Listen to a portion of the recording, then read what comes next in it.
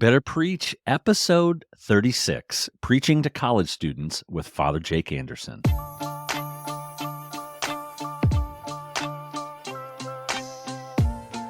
Welcome to Better Preach, a podcast for Catholic leaders on developing and delivering great Catholic talks. I'm your host, Ryan O'Hara, a 25-year vet of college and young adult ministry. Thanks for inviting me into your journey of communicating the true, the good, and the beautiful.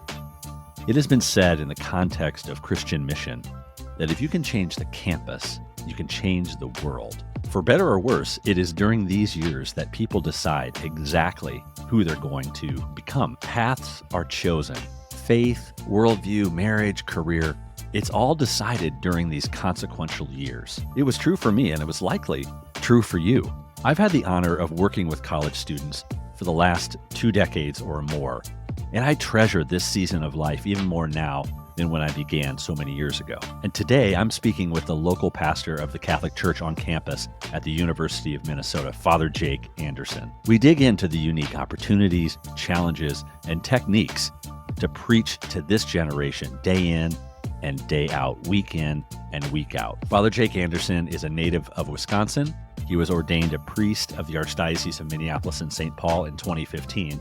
He currently serves as the pastor of St. Lawrence Catholic Church and Newman Center at the University of Minnesota. An avid outdoorsman who enjoys fly fishing and bow hunting, he is also a member of the Companions of Christ, a community of diocesan priests who live a life of priestly fraternity, accountability, and support. Before we start, please be sure to stop by and say hi on Instagram at Better Preach. I would love to connect over there. Let's get into it.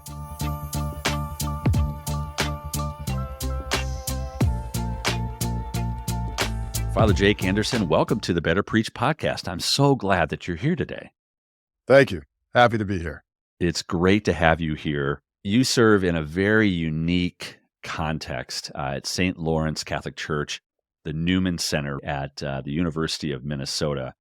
I've had a love and a heart for ministry to college students for the last 25 years, kind of got my start at a Newman Center at the University of Missouri. We're going to dig into that in just a minute, but you didn't just pop out as a Catholic preacher giving talks and preaching to college students. There was probably a point in life where you were giving your first talks in a Catholic setting, maybe even before priesthood, perhaps even before seminary. But I would love to go back a bit, and you get the choice. Share with us about either your worst talk or your first talk, and what sort of lessons did you take away from that experience?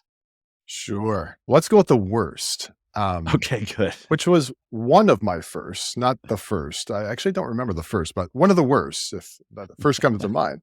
So when I was in seminary, every seminarian gets placed in what's called a teaching parish, and it's kind of like an extended internship. So my parish was Maternity of Mary here in St. Paul, great parish. Right. And the pastor gave me an opportunity to give a little talk on the sacrament of confession. And I had maybe 30 minutes, and this was to adult faith formation. So a big group of families. The kids were, getting their own formation somewhere else, but it was all the adults in the room. Everyone was in a big circle. And so I had prepared long before this time, but it was one of my first talks, like in a real big way. But I remember I had probably 5 pages of single space notes. Wow. And I remember thinking, for some reason, I have to cover all of this material. Yeah. I don't know what gave me that thought, but I'm like, I have to cover this material. So, started giving the talk. I even had like an opening, little anecdote or something like that, made people chuckle a little bit. And it went downhill after that every step of the way. Because what I was finding out is that I couldn't quite get through my notes. And so I had to speed up my voice and just speak really, really fast and just keep going. And like it was like almost people couldn't breathe. I mean, I almost couldn't breathe. I was like, I gotta get through these notes. I don't know why I had this little thought in my mind, like I had to finish these notes, but it was so ridiculous and I couldn't get it out of my mind. I'm like, it's not even true, but why am I thinking this? And then of course I'm feeling very self-conscious because once in a while I'll look up and their faces told me everything. Oh, yeah. And I just felt like I had to give them every bit of data on the sacrament of confession. And it was absolutely terrible. I left that talk feeling like I certainly didn't belong in the seminary. I'm like, I don't think I'm cut out for this. So I Really? really was kind of questioning my vocation. I'm like, I don't know. This is not a good thing at all. Wow, it was that significant, like, it sort of hit you in that kind of big way. Oh, yes. Yes. My first practice homily, not to get into that so much, was also that way when I got real feedback from my first homily because I had great desires to be a great preacher. And Sure. then you get feedback. You're like, I don't know if I'm called to be a priest. Wow. Wow. So, did you do anything to kind of recover as you were going, or you just plowed through and kinda made it all the way to the end? Did you make any adjustments along the way? Maybe just a few. There's some like half-hearted little apologies, like, I'm sorry for going so fast, but we got to cover this material. um, Maybe it was just an undue pressure of like, oh, this is I might not ever see them again. So for some reason, I felt a kind of urgency and Yeah. the necessity to tell them everything, or else. I don't know what that or else was, but that was just in my mind. Wow. Do you think that experience stuck with you and has influenced who you are as a communicator today? Maybe a little bit looking in hindsight. I think I definitely gained a number of things, Yeah. What but what only in what would be hindsight. 1 or 2 of those things? One, it was actually the value of affirmation. So the Mhm. pastor at the end of it, he wasn't there for the whole talk, but he heard enough. And I think Yeah. he could sense very well that I was taking this very hard. And we're often our worst critics. And I think he Yeah. could see it all over my face. So Yeah. he was very affirming. He's like, this was good. And I could tell that it wasn't. But at the same time, he did like reassure me. He's like, when you're starting to give talks, you're never going to give your best talk, and it only goes up from here. Yeah.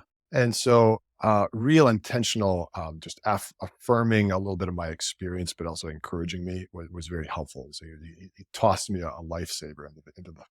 I felt like I was drowning, and he was kind of pulling me out. Yep. So that was an added value. And then second, like, um, it was just really good when you kind of bottom out. You really only go up. Sure, that's right. I think we've all been there, and most talks kinda err on the side of too much in too little amount of time. It's sort of a common error Yeah, that, we always think that people have more, an appetite to receive just a deluge of information, which, in fact, I think the opposite actually tends to be true. It's probably easier to write a talk like that than it is to kinda cut it down to where it really should be. yes, absolutely. So, you have gone up from there. You are an excellent preacher, one of my favorites, Father, and you're in a context and setting that's so near and dear to my heart, not just because of campus ministry, but because there's a beautiful connection with SPO and the work at St. Lawrence, which you're a pastor for. Again, the context and setting is the University of Minnesota, a large state university, Big Ten campus, thousands and thousands of students, many of which are Catholic as well. What is it like preaching daily and then weekly in that context versus what might be a more typical parish setting context? Yeah, so it's an exciting place to preach, Yeah, hands down. And most people, like most priests, experience that when they come into a Newman Center. It's exciting because you've got young minds, but also they're not middle schoolers. They're not really. They have a capacity to pay attention, yeah, but they're young minds, and so you can make an enormous difference very quickly. This is wow, also yeah, is somewhat scary too. You preach something and you don't think much of it, and then the next week someone comes back the next week and says, "What you said really influenced like how I want to not only live this week, but I'm starting to think about my life differently, maybe go a different career path." You're like, "What did I say?"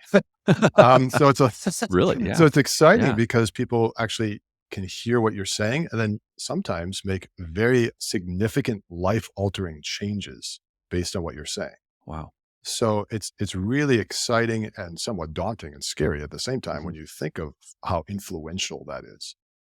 For sure. I have a couple challenges are with these younger minds, especially college students, young adults. They're used to seeing great quality, a great number of YouTube videos and podcasts, and they're very influenced by seeing a lot of very quality talks and things like that that they listen to. Sure. There's the great risk that they can tune out very quickly if there isn't quality. Hmm. And I think there's less margin for error of being boring. Yeah. So that's, yeah, one of the elements too. This comment that you made, I'm really struck by that they seem to be, receiving it and applying it at maybe a faster rate than a more typical situation. Would you say that that's true?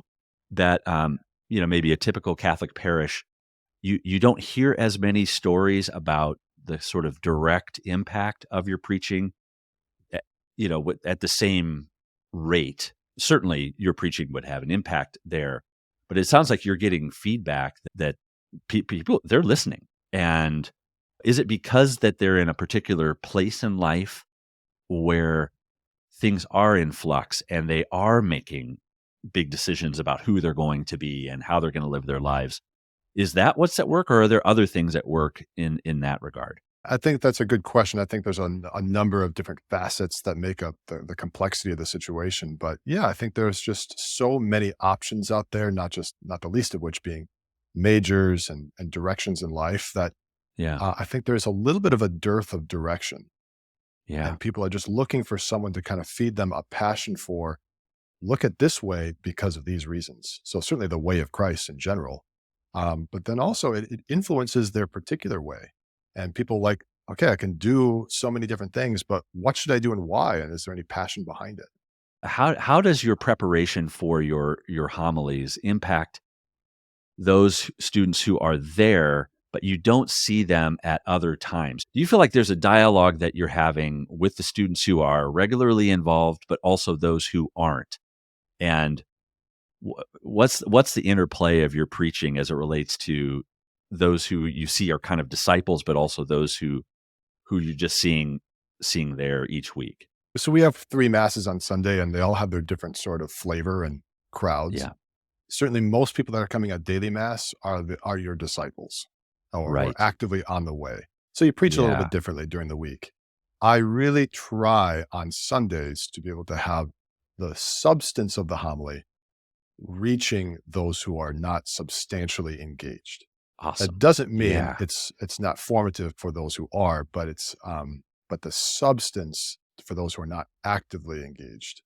Um, so a big question that Love I'm that. always trying to Yeah. answer, not to get into the details of the elements of a good homily, but I always try to think of Oh, 3 get main into it. things. Yeah, I Yeah, think of like that's what we're talking about, Father. Let's go. Yeah. yeah, okay. If you just had to boil it down to 3 main things, it's like the Yeah. what, and I learned this in business when I was working Mhm. before seminary. But whenever you're giving a talk on anything, it's like have the what, the so what, and the now what.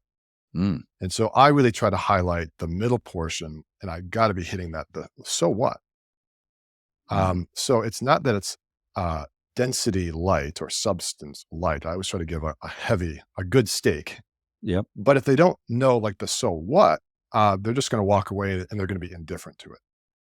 Yeah. So if I've got them in the building and they're coming to mass, it's already a win. But to take it one step further and give them a question and pose or almost challenge them and confront them on something that they could easily pass off. Now that's what I try to do a little bit of. Wow. I love that distinction between preaching to, if you will, those who are, if they're a daily mass, there's something significant happening in their life.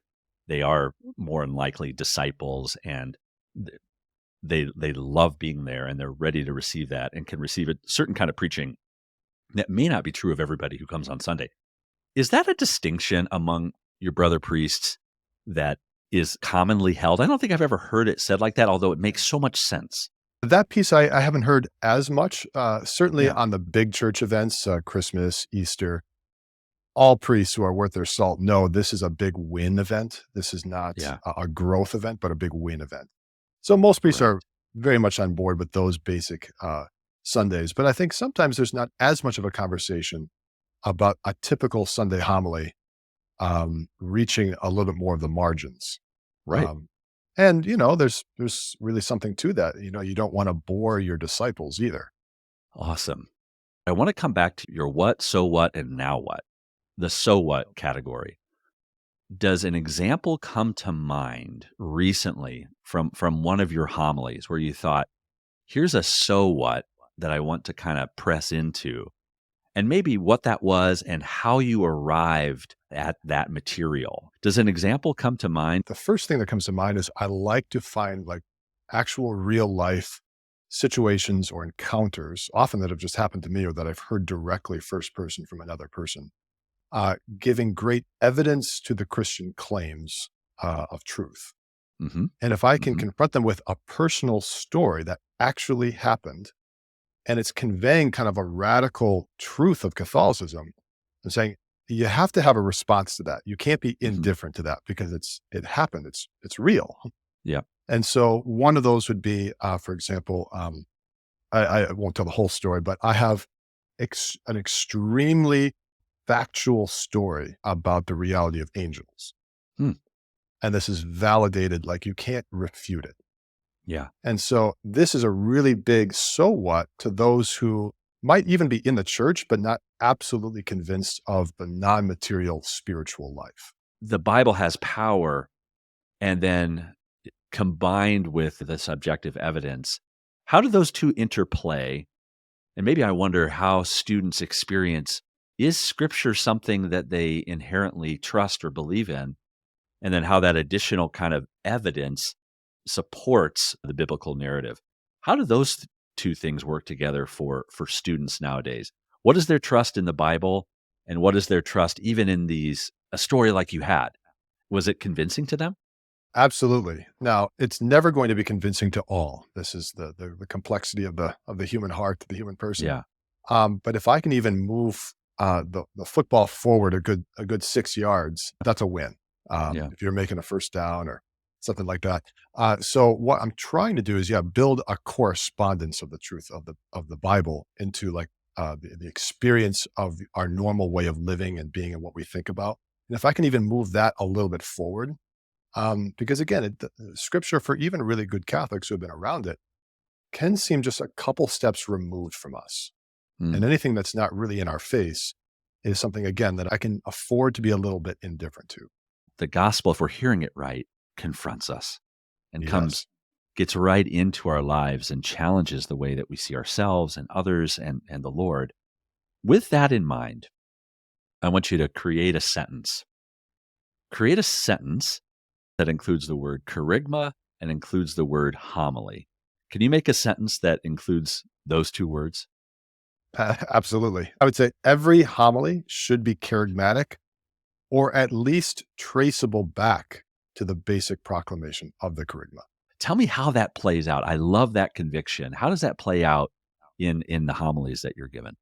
And one caveat, that I'm still on the way of this. I wouldn't say every homily of mine has always done this, but at least it's what I'm striving to do. Yeah. Because we Yeah. live in a great time of confusion, and people want something to be grounded in something bigger than the idea itself. A great book I read some years ago by Pastor Tim Keller on preaching. In Hmm. fact, it's chapter 6 in that book is worth buying the book alone. Yep.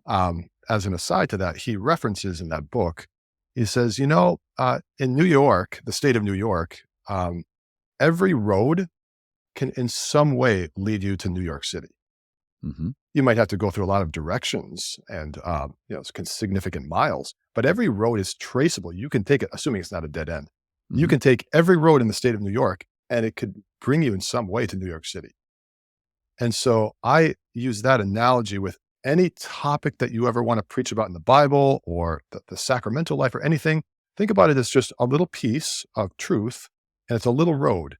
And then the artist can trace that back. And if the homilist can do this, amazing. If you can take that little road and help people see that it can be traceable back to the origin of the power of the gospel, then it illumines people's minds to see that, oh, the so what, this really does mean and matter.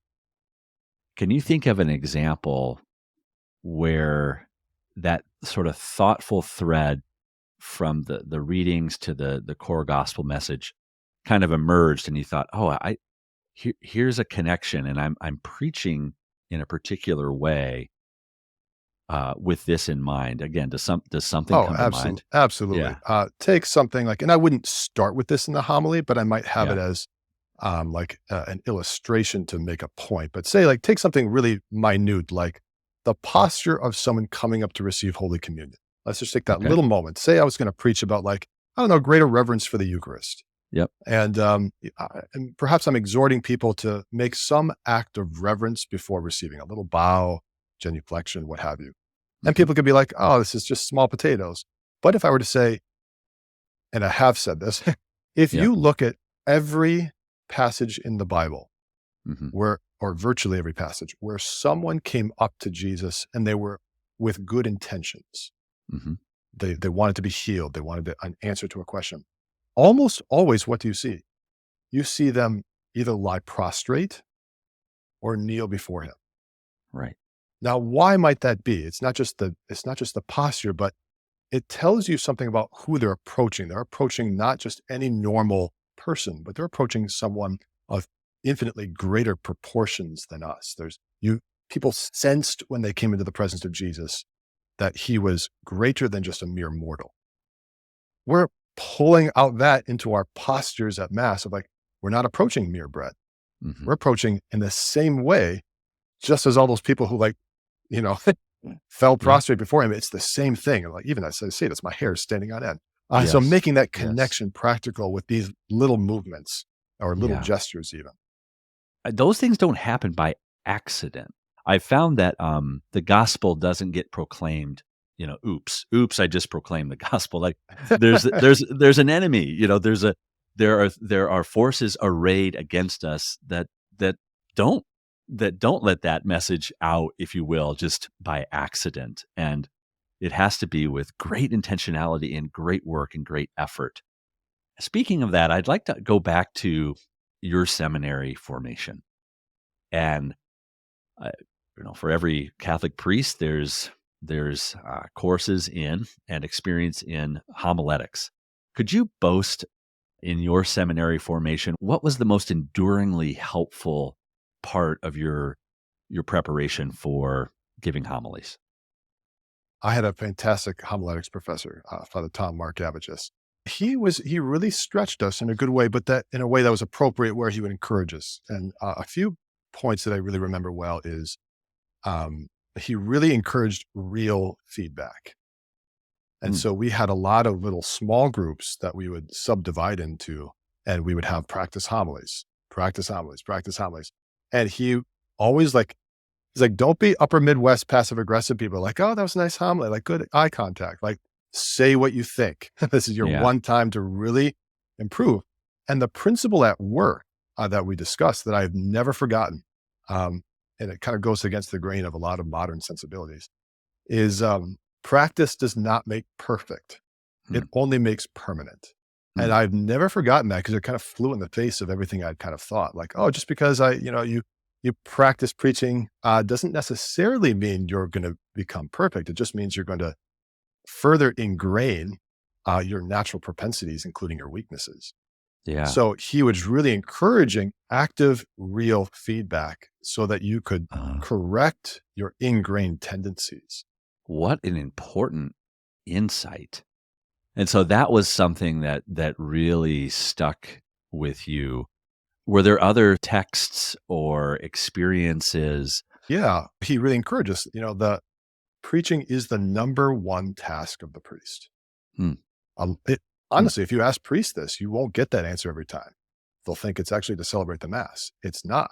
The first canonical responsibility of the priest is to preach the gospel, even before the mass. When Jesus gathered the 12 and then he sent them out, the yep, scripture is very key. He sent them out to preach, to teach, and to drive out demons. yep, Those are like the three main things. right. And Bishop Cousins would say this very well. He'd say, preaching is the first duty of the priest, and offering the holy sacrifice is the most important. Now, he made that distinction. Yeah. So it's a little bit not fuzzy, but it's almost like there's two number one tasks of the priest, Hmm.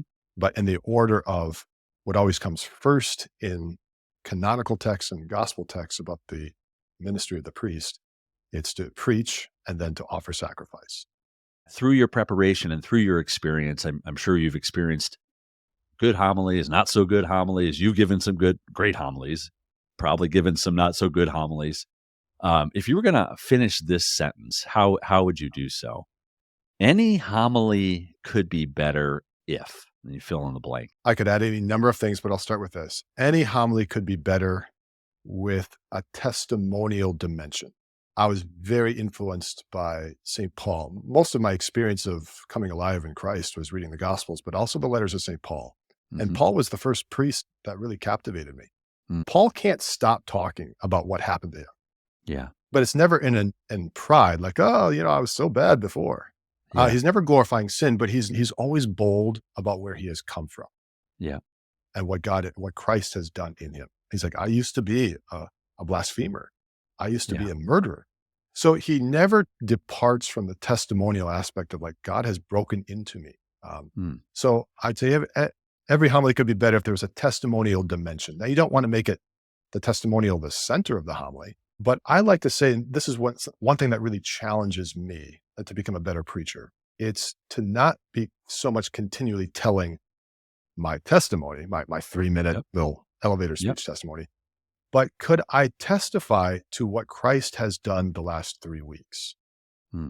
If someone were to say, could you make a testimony about what Christ has done the last 3 weeks? It elevates the importance of the small things that really speak to a lot of people. It's not so much the loud moments either. But it's, like, I am being converted now. I can respond. There are times when I say no to God, and people are kind of fascinated by that. Like, what? A priest can say no to God? Yes, it happens every day. Yeah. So if you Right. can make that real and tangible, like the gospel is at work, Christ is alive, and we get to say yes and no 10,000 times a day. You're saying this, whether you like it or not. But if you can kind of talk about that just a little bit, and sometimes, with the gospel at the center, and then surrounding it, a testimonial kind of making it experiential aspect to it, it tends to have sticking power and a little bit more influence. And it also forces you to be regularly recollecting, what is God doing in my life now? Like if I can't answer that question, yeah, maybe not every minute of every day, maybe not even every day. I like that you sort of put that in the last couple of weeks. Okay, if we get 2 months out or 3 months out or 4 months out, what's going on? And Yeah. I love that. I didn't see that coming. I love your answer. Any homily could be better if there was a testimonial dimension. And it is so humanizing for us in the pews to hear your vulnerability, your honesty, and bringing that to bear in appropriate ways. I can attest to just how strong and helpful um, that is, Father. As we come to a close here, Father, I've got one more question. I'm sure you get a lot of feedback. And again, you're hearing from students and they may be more vocal than others, maybe not. But I'm sure you hear a variety of things, great homily, Father, or I like that, or I didn't like that. But I think it usually happens in the span of the handshake after Mass. It's usually about as much time as I get to sort of give some feedback. How could we give good feedback to you and your brother priests on what we experience in a homily? What would be most helpful to hear from your perspective? I'd say some of the best feedback I've ever received is way after the fact, Okay. especially So it's when someone valuable. takes. It doesn't have to happen right away. Yeah. No, no. In fact, it really lends great credibility to the power of something that they heard Mhm. when they still have it intact a week, 2 weeks, even a month after the fact. And they say, Yeah. I never forgot this. This Yeah. really changed me to go this direction. Yeah. It challenged my belief or something about this. So feedback after the day itself is really, really helpful. And this also can be used for both. It's also the feedback I've often paid most attention to that's critical. Hmm. If someone a week after the fact says, I've been thinking about what you said, and I humbly, submit to you that, like, I think you were wrong here. I don't think this was said in charity or whatever the case may be. Hmm. It has greater credibility when someone has time does a lot. It kind of allow certain things to come to the surface that are more important, but time really is a good maturing thing.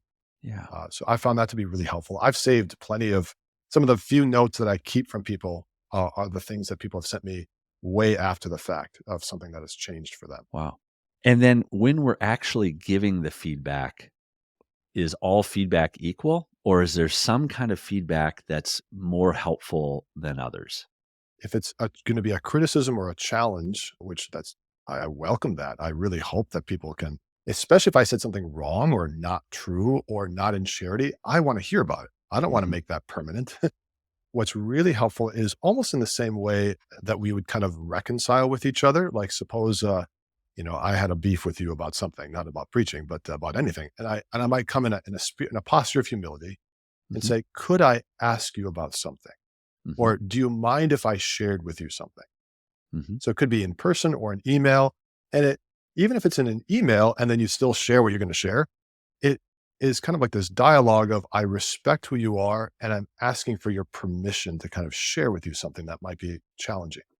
Sure. And that gives the other person, even hearing it through an email, almost the ability to say, like, I can say yes or no. Like they're respecting my autonomy. Mhm. So even like if someone's coming up at the end of mass and maybe they have something challenging, oh, I will listen head, heart, and soul. If they say, Father, could I share with you something? Yeah. And then they pause. Yeah. So the little bit of like almost asking for permission to share something really lends credibility to the maturity of the person and then just helps the priest or preacher have a disposition to receive it. Have you experienced people not giving you that courtesy of people kinda coming right at you pretty hot? Yes. Usually it's pretty clear that it's not from the Holy Spirit. But Mm. it's also something that really they were you touched a nerve. Sometimes people like clearly did not listen to the homily, but they could say something really accusatory, like, "Why do you hate X group? Yeah. Why do you hate me?" I'm like, "How did that come about?" But something is usually very accusatory. They'll say something and then march off. They don't want to hear what you have to say. Mm. They just say something and then leave. Yeah. Father, it's been a great privilege. Thank you for these really strong, wise thoughts around the experience of preaching. Practice makes permanent. There's so many little things we talked about that are going to stick with me. I'm so grateful for this conversation. So grateful for your priesthood. Where could folks connect with you if they wanted to connect up online? Yeah, absolutely. We have the St. Lawrence Catholic Church in Newman Center is the place where I am in Dinkytown, Minneapolis. So we have a website, St. Lawrence Catholic Church in Newman Center .org. So certainly via the website, there's our staff page, and then people could shoot an email. There's also my office phone number there as well. You're also doing some YouTube videos as well, aren't you, Father? Yes, a lot of trial and error there, but yes, That's great. Yeah. yes. Is that through the, St. Lawrence, YouTube channel? It is. Yep. You can just, search in the search bar of YouTube, go for Catholic, Yeah. and you'll see, everything pop up under that I'll link term. that in the show notes as well, both the website and the YouTube channel if people wanna check that out. Father does a great job with teaching and having conversations around important topics for Catholics and college students right there on the channel, so I would hope that, people would check it out. Father, thanks so much, for joining me today. Absolutely. I'm so grateful to be here. Thank you so much for having me. You bet. Thanks, Father.